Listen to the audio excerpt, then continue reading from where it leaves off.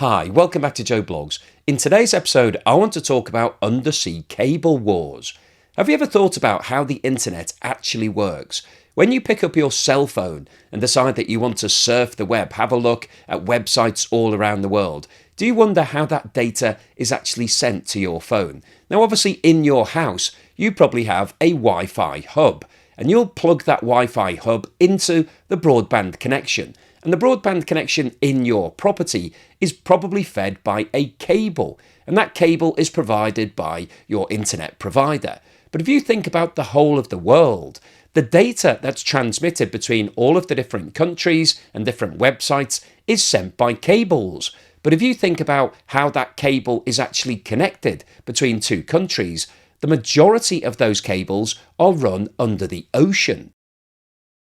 This map of the world shows all of the undersea cables that have been run between different countries to provide data transmission and also the supply of electricity where countries have decided that they've got enough electricity that they can export it to other nations. And when you look at this map, it really makes you realise how dependent we are on this infrastructure because everybody is now completely hooked on the internet. We have got a serious habit. And the potential problem that this throws up is that if this infrastructure is damaged, if one nation decides that it wants to start targeting all of these cables and damaging them, it could result in major problems, not just because you wouldn't be able to surf the web, but more importantly, payments are being remitted, information is being sent, and national security is dependent on these data flows. And in this video, I want to talk about the rising number of cables that are now being damaged in the Baltic Sea. The Baltic Sea is an area of water in northern Europe that's bordered by 9 countries: Denmark, Sweden, Finland, Russia, Estonia, Latvia, Lithuania, Poland, and Germany. And the reason why these 9 countries are important is that 8 of them are now NATO members following Finland and Sweden joining in 2023 and 2024, and one of them, Russia, isn't. And over the past 2 years, there has been an increase in the number of maritime attacks and accidents, which are resulting in damage to cables under the Baltic Sea. And those cables are providing both electricity and data flows between Finland, Sweden, and the other countries in Europe. In October 2023, the Baltic Interconnector gas pipeline that was to provide gas from Estonia to Finland was damaged by an underwater attack along with 2 internet cables. And interestingly, a Chinese registered ship called New Polar Bear was seen in the area at that time and was identified by Finnish authorities as being the most likely suspect in terms of causing that damage. And the way that ships do this is that they drop their anchor and then drag them along the seabed, and obviously as that anchor gets pulled along, it pulls up anything that's in its way, and those cables can get yanked out and torn. The Finnish and Estonian authorities both launched an investigation into the subsea damage and requested assistance from the Chinese authorities. However, it was reported that China refused to respond to this request. On the 18th of November 2024, it was reported that 2 undersea fibre optic communications cables, one linking Finland and Germany and the other linking Lithuania and Sweden, were both severed, raising suspicions of sabotage. And a joint statement between Finland and Germany said that they were deeply concerned about the severed undersea cable and were investigating an incident that immediately raises suspicions of intentional damage. Europe's security is threatened by Russia's war against Ukraine and hybrid warfare by malicious actors, the joint statement said, without naming the actors involved. Safeguarding our shared critical infrastructure is vital to our security and the resilience of our societies. And following a month-long investigation into the matter, China allowed representatives from Germany, Sweden, Finland, and Denmark to board a Chinese bulk carrier called Yipeng 3, which has been identified as the vessel that is most likely to have caused the damage to these cables. And in the most recent attack, which was reported on Christmas Day 2024, a power cable between a Finnish nuclear power plant and Estonia, along with 4 internet cables, were broken by another vessel, which was identified as an oil tanker called Eagle S a Cook Island registered vessel that's reported to be part of the Dark Fleet moving Russian oil to avoid sanctions.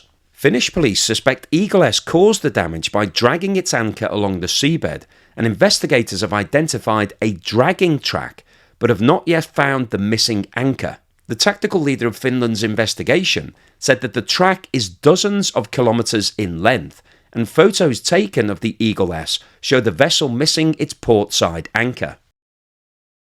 So what's the summary and conclusion today? Well, I wanted to post this video because I think what's going on under the sea is really quite concerning, because we are all completely dependent on the internet. We've developed our lives to be totally focused on digital data transmission. That's what all of us rely upon. In fact, you're watching me now on YouTube, and if we didn't have any data, then obviously none of us would be able to do this. I wouldn't be able to upload this video, and you wouldn't be able to watch it. So we're all completely dependent, and that includes the military and all of the security services. If all of the internet went down tomorrow for the rest of this year, we would be in serious trouble. And because we're now dependent on these cables that run under the ocean, we need to make sure that they're well protected. But unfortunately, because those cables run for thousands of miles, it's very difficult to be able to set up any security. And as we've talked about in today's video, if a ship drops its anchor and then drags that anchor along the seabed, it's going to pull up anything in its way. That includes data cables. And what we've seen over the past couple of months is that the instances of these cables being damaged and broken is increasing, particularly in the Baltic Sea, where 8 countries are members of NATO and 1, Russia, isn't.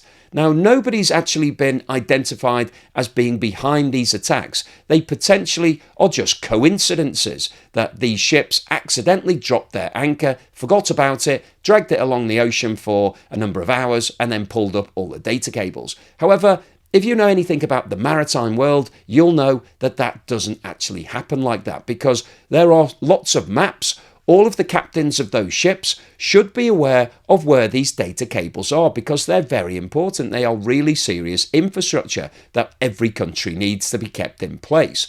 So the captains have been told that they need to avoid dredging in these areas. And certainly you shouldn't be dropping your anchor and then continuing to sail, because that is obviously a deliberate act to do something of damage. And what we've heard about in today's video is that the 3 ships that have been identified in terms of the damage that's happened over the past 12 to 18 months, 2 of them are Chinese vessels, and 1 of them is a Cook Island registered vessel that's moving Russian oil as part of the Dark Fleet. Now, obviously, nobody is going to come out and say, yes, we're behind these attacks. But in terms of looking at what's going on, the 2 Chinese vessels were actually moving cargo from Russia to China. So they were in transit between the 2 nations. Now, whether or not those captains were told to drop anchor and do some deliberate damage, or whether there's an accident, I'll leave you to make up your own decision. But we have got a link here between China, Russia, and the damage that is happening to the pipelines and the cables, predominantly that involve Finland. And Finland joined NATO in 2023. There was a lot of kerfuffle about that. Russia said that it didn't want Finland or Sweden to join NATO. Russia and Finland have an 800-mile border that they share, and Russia did say that there would be some consequences if Finland went ahead with its NATO application. Now, obviously, Finland has done that, Sweden has done that, and what we're seeing now is damage to some of the critical infrastructure that Finland relies upon. But the overall summary of today's video is that the world is now dependent on data and data transmission, and that data transmission in many situations is dependent on undersea cables. And over the past couple of months, we have seen the instances of those cables being damaged by anchors from ships increasing, and particularly cables that are linked to Finland.